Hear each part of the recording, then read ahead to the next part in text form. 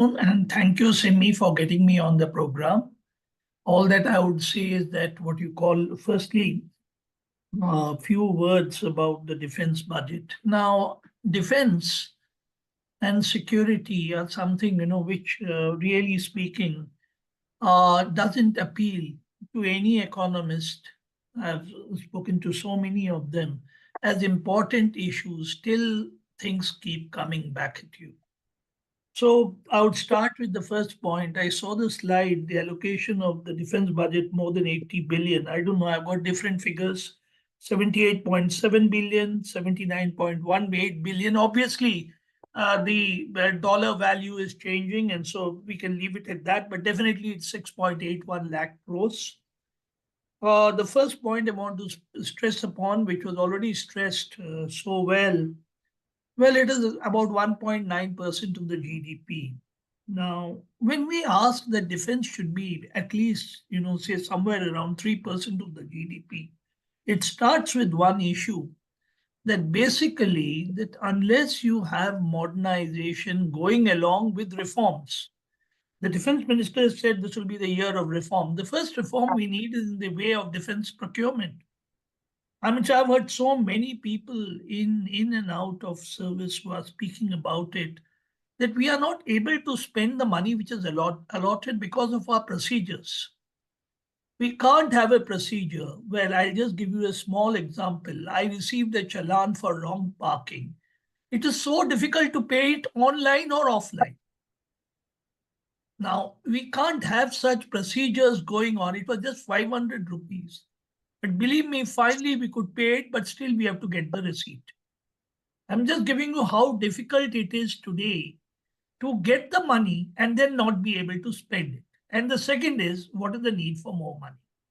So there has to be a change, which is apart from all these big announcements, big figures, and other things, that our approach to a problem must take into issues which affect the defense forces. That is, we are interested in getting the weapon on ground. And to get that weapon on ground, no manufacturer, whether he's the own manufacturer or from outside, will give it to you unless you give an order. And that order has to come. And that order has to be executed. And this does not involve purely the armed forces. It involves a whole of government approach. So this is the first point I want to flag.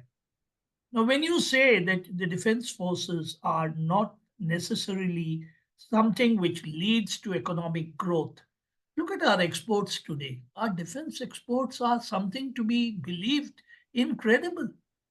It's almost what I have as per reports is $2.39 billion.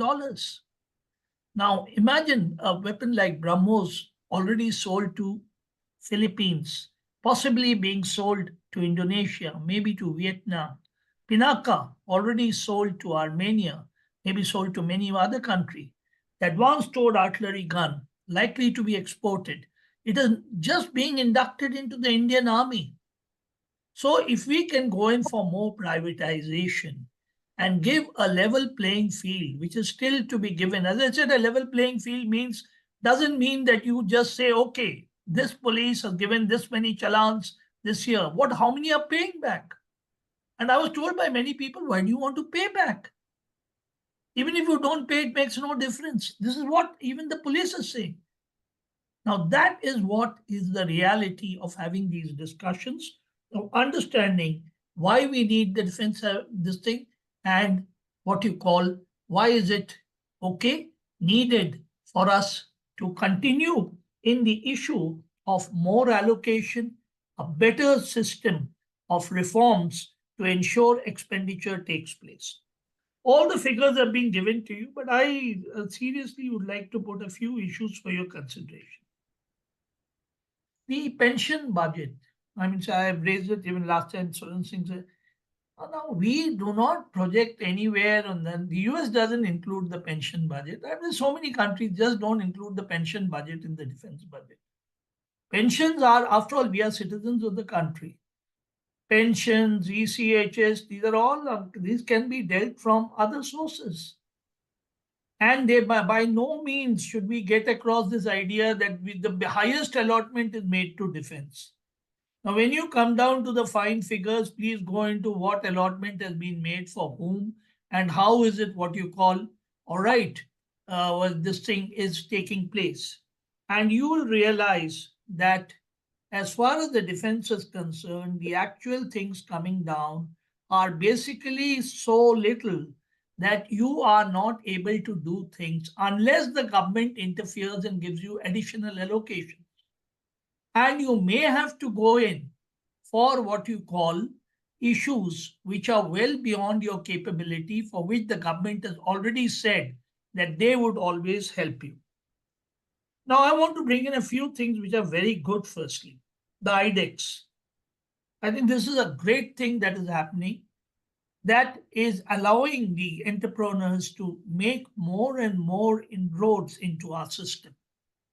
The IDEX is such that even artificial intelligence, which today China has demonstrated very successfully that it need not be a high-end expenditure, is possibly going to enter our defense forces. And we should pay more attention to it, particularly things like artificial intelligence, quantum computation, quantum communications. These must enter our era of warfare. The DRDO gets a lot of money, but at the same time, it is the private sector which must come in. After all, when you look at the United States, they've got one army lab, they've got one naval lab, and they've got one air force lab. But bulk of them ultimately give it to Lockheed Martin, or they give it to Raytheon, or they give it to Boeing. And these are the companies that are taking it forward. Unless we get the private sector into it, unless we get into issues where we can actually continue and establish our supremacy, we will not find our way forward. Another thing I would say, it's nice to have your own weapons, but provided you can provide them in time. Let's take the Tejas aircraft. I mean, I don't have to go into it. Orders placed, everything placed, but still not in a process to give it, because again, the engines have not yet come. I'm just giving you for the Tejas Mark II. 2 squadrons have come till today. I mean, say, just look at it, and we need much more. Similarly, when we look at the army, there are so many issues that and the inventory is so large, it's impossible to flag all issues in the beginning. What do we do then in such a thing? We do what we do on any time I drive from Gurgaon to Delhi. You innovate.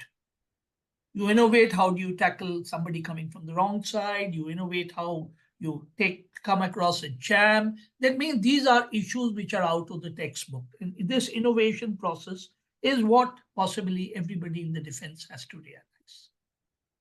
There is no way in which we can have one set of solutions. It's not a classical solution, to defense problems. A very dynamic world where so many things are happening at one time. You look at today, you've got the Hamas problem still going on. You have Iran today forming I've just read a new term, axis of upheaval. All right, Iran, North Korea, Russia, and China. I'm just giving. You have today a problem which is going on still in Ukraine. And you have today 104 or 105 Indians being bought in a military aircraft. I repeat, a military aircraft to Amritsar. These are all dynamic issues which the armed forces have to respond, and which cannot be figured out, which cannot be spoken. I just heard the foreign minister make a statement on this 104 people. But please understand that anytime a military aircraft comes in, the military gets involved. The next thing I want to clearly say, border roads. I must say, compliment the government that they have given a lot more than what used to be given. And a lot of roads are coming up, which is definitely making the situation easier for us to defend the country. I hope certainly that we take into account all this, and we also open the civil communications. It's great to see one project which I've been seeing in my entire service, the railway line right up to Baramulla from Patra has been commissioned, and hopefully civilian travel will start. Now, when you say civilian travel, please also understand that all military personnel who are exiting J&K are today either exiting through army couriers. Few of them can afford to fly. Otherwise, the leave process involves the use of the national highway, which gets them right up to Jammu. So such projects help in defense modernization, I'll put it. Because if these personnel have to get moving, that itself modernizes the whole issue.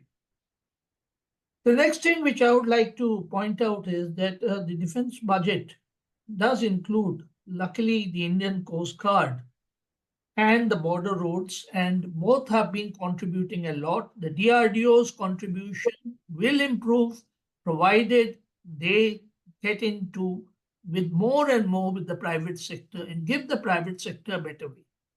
I named 3 weapon systems, and these 3 weapon systems are all with the private sector coming in and chipping in a big way.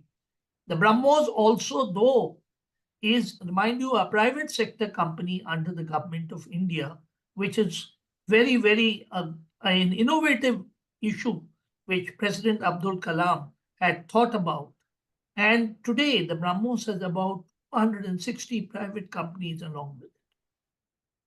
The last point which I would like to bring about is our civil military fusion, which is very important in this budget.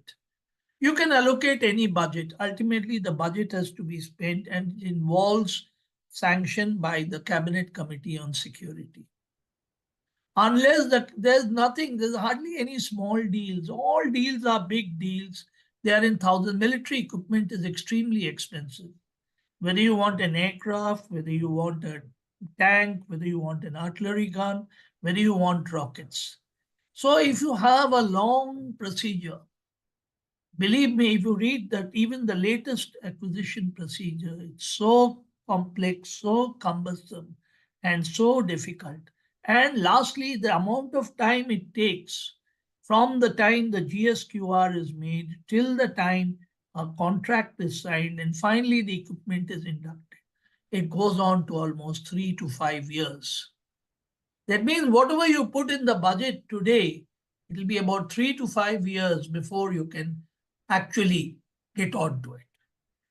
That's all I've got to say in this short thing. If there are any questions, I can definitely.